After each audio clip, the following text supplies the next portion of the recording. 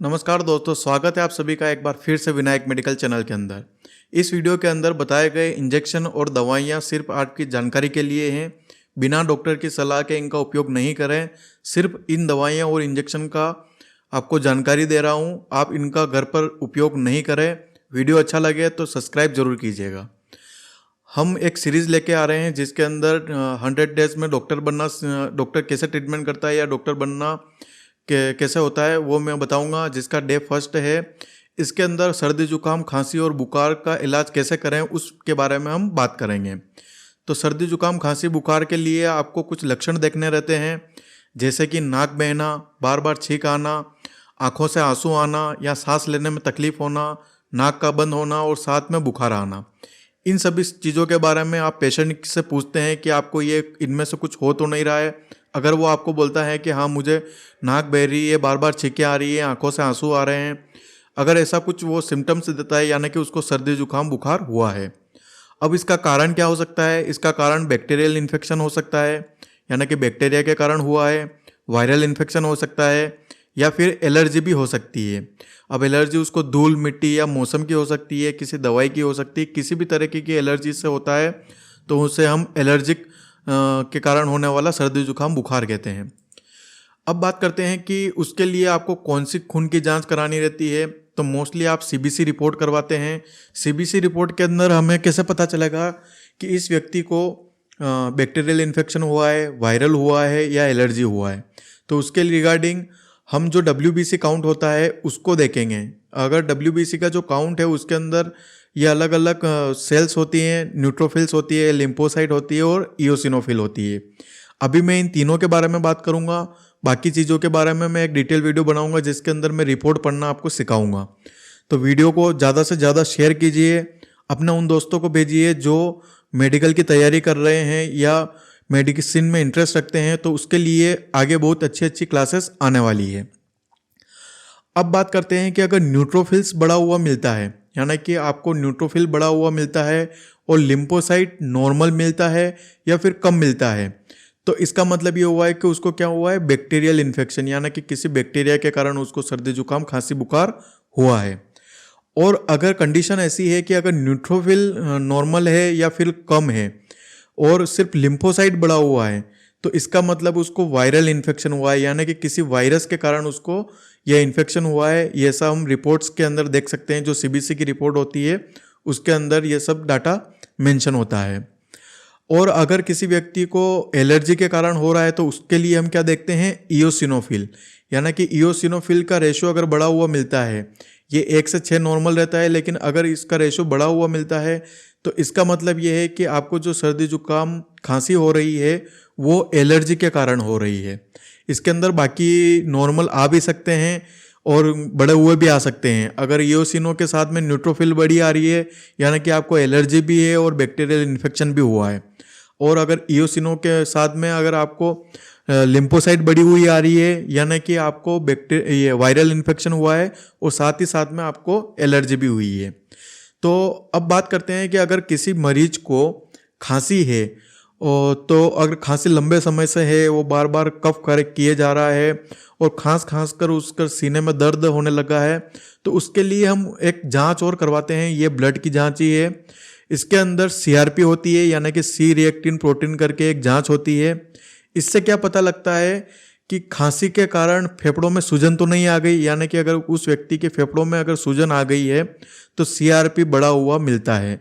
या फिर हम इस तरह से भी ले सकते हैं कि फेफड़ों में सूजन के कारण खांसी तो नहीं हो रही है, यानी किसी व्यक्ति के अगर फेफड़ों के अंदर कुछ चला गया है या बैक्टीरियल इन्फेक्शन हो गया है, वायरल इन्फेक्शन हो गया है, उसके कारण उसको सूजन आ रही है और सूजन के कारण भी व्यक्ति को बहुत ज़्यादा खांसी चलती है।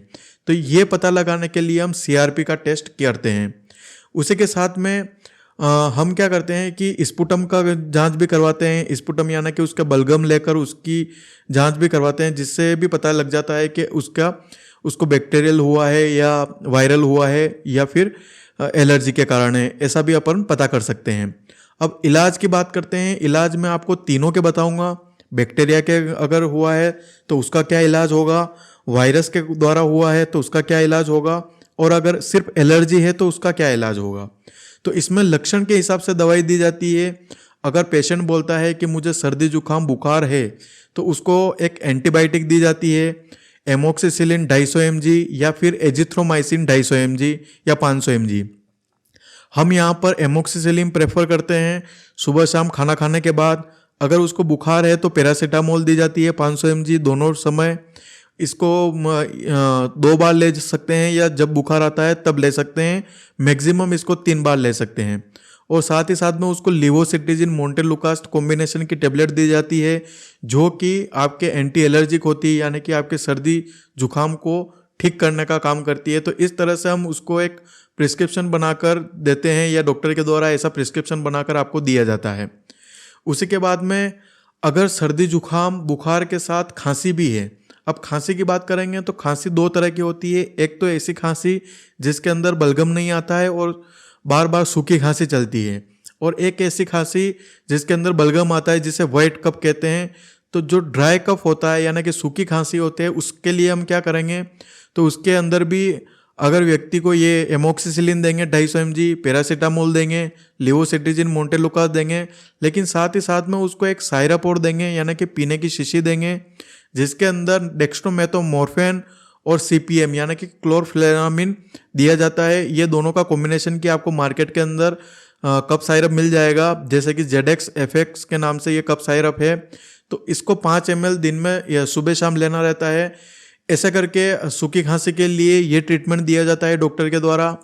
उसके बाद अगर सर्दी जुकाम बुखार के साथ खांसी है, लेकिन इस बार जो खांसी है वो क्या है, कफ वाली है, यानी कि उसको वो बोल रहा है कि मुझे तो बार बार बलगम आता है, अंदर से म्यूकस बाहर आता है। तो उसके लिए हम उसको एक एंटीबायोटिक देंगे, पैरासीटामोल देंगे बुखार है तो, और लिवोसिट्रिजिन मोंटेलुकास्ट तो देंगे ही देंगे क्योंकि एलर्जी और सर्दी जुकाम के लिए। उसी के साथ में उसको टर्बुटेलिन, ब्रोमोहेक्सिन और गुआफेंसिन, इन तीनों के कॉम्बिनेशन वाली एक कप साइरप देंगे। ये कप साइरप क्या करेगी, उसके जो बलगम बार बार बन रहा है उसको पतला करेगी ताकि वो जब भी खांसे वो बाहर आ जाए, और जब वो बाहर आना शुरू हो जाता है, बाहर निकल जाता है, अंदर ख़त्म हो जाता है, तो आपको सांस लेने में भी दिक्कत नहीं होती और आप अच्छा महसूस करना शुरू कर देते हैं। तो इस तरह से इस साइरप को दिया जाता है। मैंने आपको दोनों कैटेगरी बता दी। अगर सूखी खांसी की कंप्लेंट कर रहा है तो आप उसे क्या साइरप देंगे, और अगर सूखी खांसी के लिए साइरप देंगे, और अगर उसको बलगम वाली खांसी है तो उसके लिए ये साइरप देंगे। इस तरह से 2 मैंने कैटेगरी आपको अलग अलग बता दी। अगर वो साथ में बोल रहा है कि मुझे तो सर्दी जुकाम खांसी है, उसी के साथ में थोड़ा सा सांस लेने में भी दिक्कत हो रही है, यानी कि मैं सांस लेने की कोशिश करता हूँ लेकिन मुझे सांस आ नहीं रही है, अगर ज़्यादा है तो उसे डॉक्टर के पास रेफ़र किया जाता है या इमरजेंसी रूप में शिफ्ट किया जाता है। अगर नॉर्मली तकलीफ है तो उसको नेबुलाइज किया जाता है। एक ऐसी मशीन आती है जिसके अंदर लिवोसाल्बुटामोल के रेस्प्यूल्स डाले जाते हैं। इस रेस्प्यूल्स को इसके अंदर देकर भाप दी जाती है, यानी कि नेबुलाइज किया जाता है, जिसके कारण उसके फेफड़े फूल जाते हैं, उसका जो बलगम अंदर जमा है वो आसानी से पतला हो जाता है और बाहर निकल जाता है। तो हम उसको नेबुलाइज भी कर सकते हैं। उसी के साथ में यदि ज़्यादा दिन हो गए हैं, व्यक्ति अभी भी ठीक नहीं हो रहा है, तो क्या कर सकते हैं, तो बहुत सारे प्रैक्टिशनर जो होते हैं, रजिस्टर्ड प्रैक्टिशनर होते हैं, वो IM इंजेक्शन लगाते हैं, आपने देखा होगा। तो उसमें एक इंजेक्शन जेंटामाइसिन 2 ml का लेते हैं, ये एक एंटीबायोटिक है, और ये एक साइड के बटक्स पर लगाया जाता है IM, और दूसरे साइड के बटक्स पर फेनेरामिन यानी कि एविल लगाया जाता है। इस तरह से उसको ट्रीट किया जाता है। ये एक एंटी एलर्जिक होता है। तो ऐसे IM इंजेक्शन लगाए जाते हैं। अगर व्यक्ति को ज़्यादा दिन हो गए फिर भी ये गोलियां ले ली, ये दवाई ले ली, सर्दी जुकाम खांसी ठीक नहीं हो रहा है, और अगर बैक्टीरियल ही है तो उसमें क्या कर सकते हैं हम, तो उस समय हम उसको नॉर्मल सलाइन लेते हैं 100 ml की, उसके अंदर सेफ्ट्रिएक्सोन 500 mg और एविल 2 ml, ये दोनों इस 100 ml के अंदर मिला देते हैं और उसको IV ड्रिप लगा देते हैं। ये ड्रिप उसको मैक्सिमम 3 दिन तक लगा सकते हैं ताकि उसको अच्छे से रिलीफ हो, उसका सारा इन्फेक्शन ख़त्म, बैक्टीरियल इन्फेक्शन ख़त्म हो जाए और उसकी सर्दी जुकाम खांसी ठीक हो जाए। अगर बुखार भी है तो इसमें बाकी टेबलेट्स जो चल रही है पहले वो हम चलने देते हैं, लेकिन सिर्फ उस समय जब इंजेक्शन ज़्यादा हो गया, इन्फेक्शन ज़्यादा हो गया हो या बलगम ज़्यादा आ रहा हो, खांसी ज़्यादा चल रही है, उस समय पर हम IV लगाते हैं। वरना सिर्फ टेबलेट्स देकर उसको ठीक कर सकते हैं। अब बात आती है कि अगर उसको वायरल हुआ है तो उसके लिए क्या इलाज करेंगे। अगर ऐसा व्यक्ति है जिसके अंदर लिम्फोसाइट की वैल्यू बढ़ी हुई आ रही है, न्यूट्रोफिल कम आ रही है या नॉर्मल आ रही है, तो उससे हमें पता चल जाता है कि उसको वायरल है। तो उसके लिए आप उसको एंटीवायरल ड्रग्स तो नहीं देते हैं, उसको सिर्फ लक्षण के आधार पर गोली दी जाती है। लक्षण जैसे कि अगर बुखार आ रहा है तो बुखार की गोली दे देंगे, सर्दी जुकाम है तो सर्दी जुकाम की लिवोसिट्रिजिन मोंटेलुकास दे देंगे, अगर खांसी हो रही है तो उसको कफ साइरप, सूखी खांसी है तो सूखी खांसी वाला, और अगर कफ वाला है तो जो वेट कफ साइरप आता है वो उसको दे देंगे। क्योंकि इसमें क्या होता है कि इस खांसी जो वायरल होता है उसके अगेंस्ट अपनी शरीर की बॉडी एंटीबॉडी बना लेती है, जो 3-4 दिन में अपने आप ठीक हो जाता है। बहुत सारे व्यक्ति बोलते हैं कि मैंने तो कुछ खाया ही नहीं, मैंने कोई टेबलेट नहीं ली और मेरा सर्दी जुकाम अपने आप ठीक हो गया है। तो वो इसी कारण ठीक हो जाता है क्योंकि वो वायरल होता है और वायरल की एंटीबॉडी अपने शरीर के अंदर बन जाती है। अब बात आते हैं कि अगर उसको एलर्जी के कारण सर्दी जुकाम हुआ है तो इन सभी जो ड्रग्स मैं बता रहा हूँ इनमें से कोई सी भी एक तरह की उसको दे सकते हैं या एक तरह की उसको दी जाती है। ऐसा नहीं कि आप सारी ड्रग्स को मिलाकर एक साथ दे दो, ऐसा नहीं। उसको या तो लिवोसिट्रिजिन मोंटेलुकास दीजिए, बहुत ही अच्छी एंटी एलर्जिक है। दूसरी एंटी एलर्जिक फेक्सोफिनाडिन मोंटेलुकास आती है, बिलास्टिन मोंटेलुकास आती है, इबास्टिन मोंटेलुकास आती है। तो ऐसे ऐसे अलग अलग फॉर्मूलाज के अंदर ये ड्रग्स आती है। ये एलर्जी के लिए बहुत ही अच्छी है और एलर्जी के अंदर व्यक्ति को खास तौर पर छींकें आती है। तो अगर व्यक्ति कंप्लेन कर रहा है कि मुझे बहुत ज़्यादा ही छींकें आ रही है तो आप इनमें से कोई सी भी एक टेबलेट उसको उस व्यक्ति को डॉक्टर के द्वारा दी जाती है। अब बात करते हैं कि अगर खून की जांच में CRP बढ़ा हुआ मिलता है तो इसका मतलब ये है कि उसके फेफड़ों में सूजन आ गई है, और सूजन का कारण या तो निमोनिया हो सकता है। निमोनिया क्या होता है उसके रिगार्डिंग भी मैं आपको एक वीडियो बताऊंगा, कैसे इसका ट्रीटमेंट किया जाता है, कैसे पहचाना जाता है, क्या क्या जांचें की जाती है, सब हम पूरी डिस्कस में बात करेंगे। आप चैनल को सब्सक्राइब कीजिए, ज़्यादा से ज़्यादा इसको शेयर कीजिए ताकि मैं ऐसे टॉपिक लेकर आऊँ। तो ऐसा में उसका इन्फेक्शन बहुत ज़्यादा हो चुका है तो उसके बाद उसको एक्सरे और CT स्कैन की सलाह दी जाती है। एक्सरे के अंदर देखा जाता है कि उसको निमोनिया तो नहीं हुआ है, CT स्कैन के अंदर देखा जाता है कि उसका कौन सा बैक्टीरियल इन्फेक्शन हुआ है या फिर इन्फेक्शन की रेट क्या है। इसमें स्कोर रहता है 25 स्कोर आता है।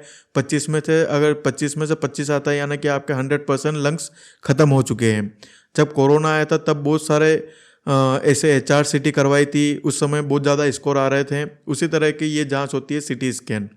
तो इससे पता करके हम उसको फर्दर ट्रीटमेंट दिया जाता है डॉक्टर के द्वारा। अगर वीडियो आपको पसंद आया हो तो चैनल को सब्सक्राइब करें, वीडियो को लाइक करें, शेयर करें। और अगर आप जैसे एमोक्सिसिलिन की मोक्स 250 के नाम से बहुत अच्छी ब्रांड है, ये भी ले सकते हैं। मोंटेलुकास लिवोसिट्रिजिन के लिए मोंटेर LC, और टैबुटेलिन ब्रोमोहेक्सिन गुआफेंसिन के लिए ब्रोजेडेक्स SF या डेक्स्ट्रोमेथोमोर्फेन, क्लोराम्फेनिन के लिए जेडेक्स FX। तो ये सूखी खांसी के लिए और ये कफ वाली खांसी के लिए। इस तरह से अगर आप वीडियो और भी चाहते हैं तो ज़्यादा से ज़्यादा शेयर कीजिए और मुझे कमेंट करके बताइए कि किस टॉपिक के ऊपर पूरा डिटेल में वीडियो बनाना है।